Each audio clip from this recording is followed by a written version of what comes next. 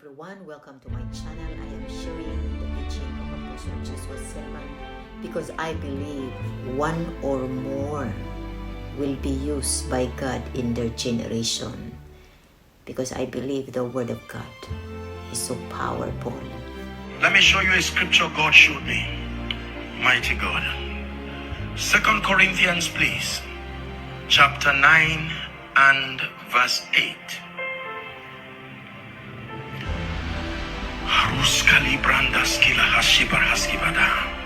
And God, HICC, and God has an ability to make all grace. Listen carefully.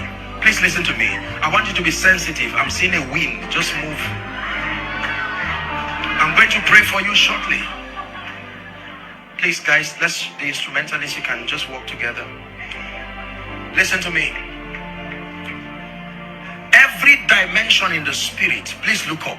There is a grace allocated for that possibility. There is a grace that produces speed. Please listen. There is a grace that produces restoration. There is a grace that produces favor. You are not favored because you are in need. No. There is a grace upon you. Please listen to me. I know what I'm saying. There is a grace that compels a generation to hear your voice. Just because you have what to say does not mean people will listen to you. There is a hear ye him anointing, that when it's upon you, you will open the two-leaved gates of territories, not cities, not churches.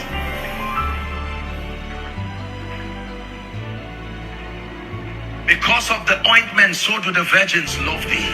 He was not talking about women.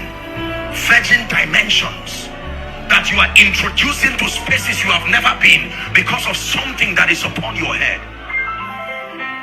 Thou anointest my cup, my head with oil, my cup runneth over. Are we together now?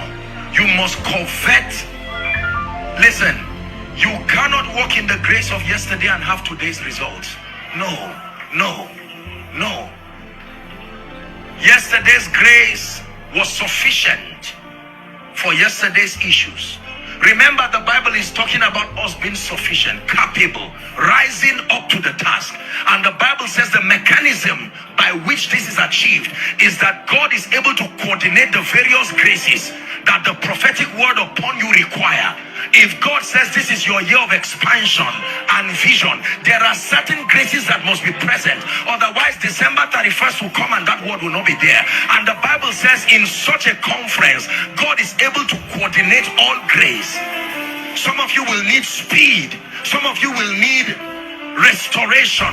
Some of you will need prosperity. You will need favor. The Bible says God is able to make all grace abound towards you, that ye, having all sufficiency, may abound to all good works.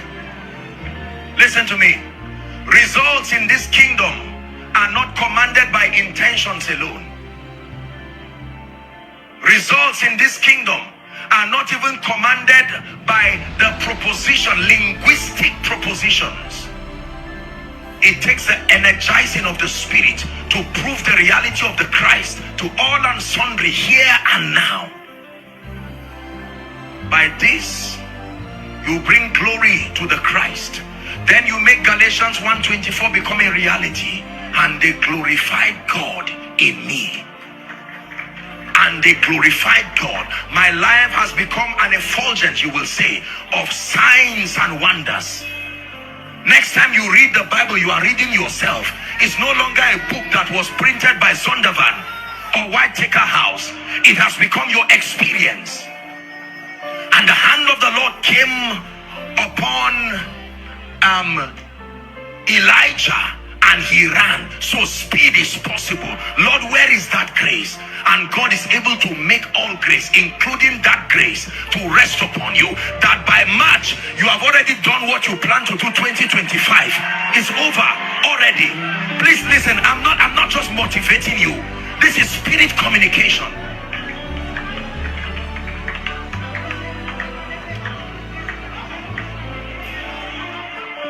God is able. You're a businessman.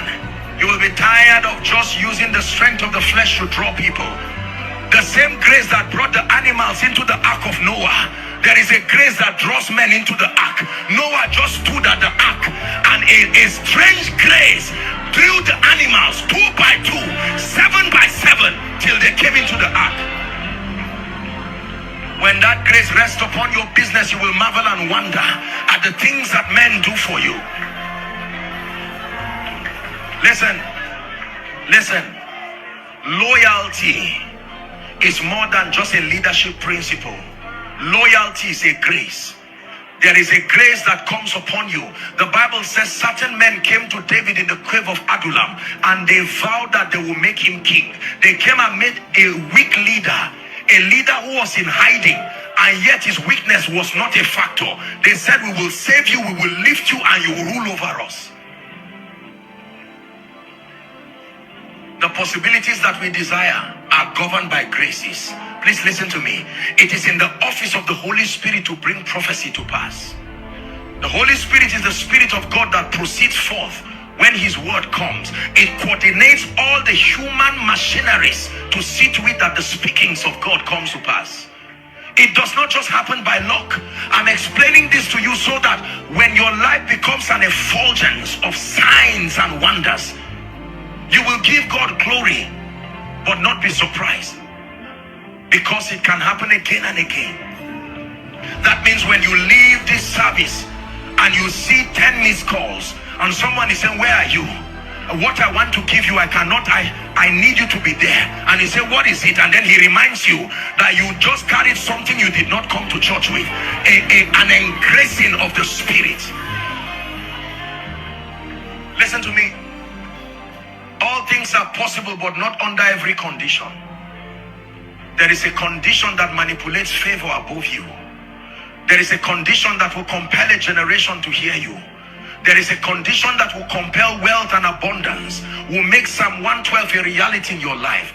Blessed is the man that feareth the Lord, that delighted greatly in his commands. The Bible declares that his seed shall be mighty upon earth. Then it says the generation of the upright shall be blessed. It says wealth and riches shall be in his house, and yet his righteousness endures forever. There is a grace that is responsible for that. There is a grace that opens your eyes to scripture. Ephesians chapter 3 and verse 8 and 9. The grace that makes all men see. There is a grace that opens the eyes of men to see. Habakkuk said, I will stand upon my watch and set myself upon the tower, that I will see what he will say to me. So as we pray, I know that our time is spent, but we're going to have a minute or two to pray. And in that prayer, you are going to cry out for the various graces that control possibilities that are not yet at work in your life. Listen to me.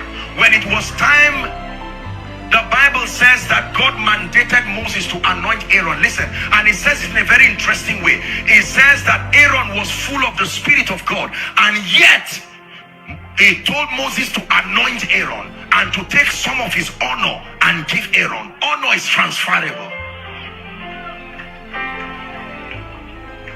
When the grace for honor is upon you, people will veto your limitations as though it does not exist. Are we together? For your ministry, I believe there are men and women of God around and watching. For your business, for your life, listen, Father, all the graces that must be coordinated, synergized, galvanized around my life in this season to make my life an effulgence, a revelation of prophecy, a reflection of the possibilities that reside in the Christ, I obtain by faith. Lift your voice and pray. Someone is praying here. You're about to encounter a grace that will shift you into realms untold, dimensions beyond